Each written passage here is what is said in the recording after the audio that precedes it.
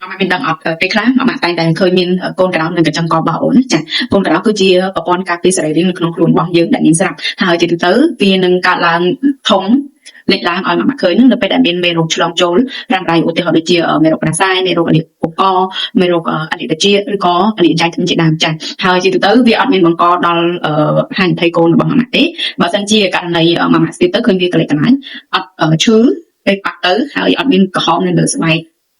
ទេអានោះម៉ាក់កុំបារម្ភអីជាទូទៅវាអាចនឹងកើតឡើងយូរខែរហូតដល់6ខែឬក៏ដល់នឹងក៏មានដែរក៏ប៉ុន្តែនៅពេលដែលម៉ាក់សង្កេតឃើញថាវាមានអាការៈក្រហមលើស្បែកប៉ះទៅវាអត់កន្លែងទេមានន័យថាវាស្អិតជាប់នឹងស្បែកហើយកូនកណ្ដុរនឹងគេសោតគឺធំទំហំលើសពី2សង់ទីម៉ែត្រហើយពេលស្ទាបទៅឈឺអញ្ចឹងជាបញ្ហាមួយដែលបញ្ជាក់ថាកូនរបស់ម៉ាក់អាចនឹងមានបញ្ហានេះកូនកណ្ដុរឬក៏ជំងឺផ្សេងទៀតពាក់ព័ន្ធជាមួយនឹងកូនកណ្ដុរក៏ប៉ុន្តែបើសិនជាករណីម៉ាក់ស្ទាបទៅ